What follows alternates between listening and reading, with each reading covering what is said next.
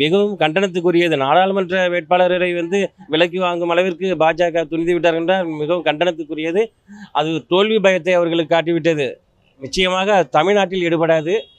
மிகவும் அது பாராளுமன்றத்திலே அது நிச்சயமாக அவர் காலூன்ற மாட்டார்கள். மேக்ஸிமம் மணி மிரட்டல் அவங்க மேலே கேஸ் இருந்திருக்கலாம். அதனால் அதுக்கு பயந்துட்டு அவங்க கிடையலாம், அவ்வளோதான். மற்றபடி இந்திய ஜனநாயகம் ஜெயிக்கணும்னா காங்கிரஸ் தான் ஜெயிக்கணும். பிஜேபி ஜெயிச்சுன்னா இன்றைக்கி இந்தியாவே இருக்காமல் போயிடும், துண்டாடி போடுறோம். காசு கொடுத்து மிரட்டி தான் படி வைப்பாங்க. அவங்க செய்கிறாங்கன்னு சொன்னால் அவங்க ஜெயிக்கணும்னு செய்கிறாங்க. மேக்சிமம் பயந்தான் வருவோமா வரமாட்டோமான்னு ஒரு டவுட் இருக்கும். ரெண்டுமே இருக்கலாம், காசும் கொடுக்கலாம், மிரட்டியும் பண்ணி வைக்கலாம். மிரட்டி தான் பண்ணி வைக்கிறாங்க. பெரும்பாலும் வரலைன்னா அவங்க மேலே இடி கேஸ் விடுவோம், ரெய்டு விடுவோம். அப்படி எதுவும் பண்ண முடியலன்னா பணம் கொடுத்து கூப்பிட்றாங்க. பணம் உங்களுக்கு இவ்வளோ தரேன்னு பேரம் பேசுகிறாங்க. சிலர் பணத்துக்கு பேரம் பேசி பயந்து போகிறவங்களும் இருக்காங்க. ரெண்டாவது இடி ரெய்டு உங்களை நான் விடுவேன் அப்படின்னு சொல்கிறதுனால பயந்து நிறைய பேர் அப்படி தான் போகிறாங்க. நிறைய பேர் அப்படி தான் மிரட்டிகிட்டு இருக்காங்க. இப்போ வரைக்கும் எம்எல்ஏவே மிரட்டுறாங்க. இப்போ எம்பிங்களையும் அப்படி தான் மிரட்ட ஆரம்பிச்சிட்டாங்க.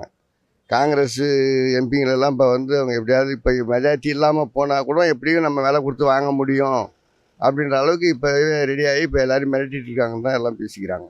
பிஜேபியை பொறுத்தளவில் எப்பொழுதுமே அவங்க வேட்பாளராக இருந்து போட்டியிடுகிறவர்கள் மற்ற எதிர்க்கட்சியில் போட்டியிடுறவர்களை எம்எல்ஏ ஆன பிறகோ இல்லை எம்பி ஆன பிறகோ அவர்களை விலை கொடுத்து வாங்குவது தான் அவங்களுடைய கொள்கையாக இருந்துக்கிட்டு இருக்குன்ற ஒரு 10 வருஷத்தில். ஆனால் இப்பொழுது என்னென்னு கேட்டிங்கன்னா, வேட்பாளர் நாமினேஷன் பண்ணோன்னே அந்த வேட்பாளரை வாபஸ் வாங்க வச்சு அவர் மாற்று வேட்பாளராக இருக்கிறவங்களையும் நிராகரிச்சுட்டு அன்னபோஸ்தா செய்கிற அளவுக்கு நிலையை உருவாக்குறாங்க. இந்தூரில் மட்டுமல்ல, ஏற்கனவே மணிப்பூருங்கிற ஒரு ஊரில் ஒரு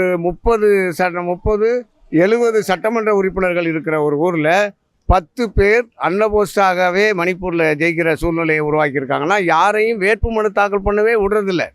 அப்படி மீறி வேட்புமனு தாக்கல் செய்ய விட்டாலும் அவங்கள மிரட்டி அவங்கள வாபஸ் வாங்க வைக்கிறாங்க.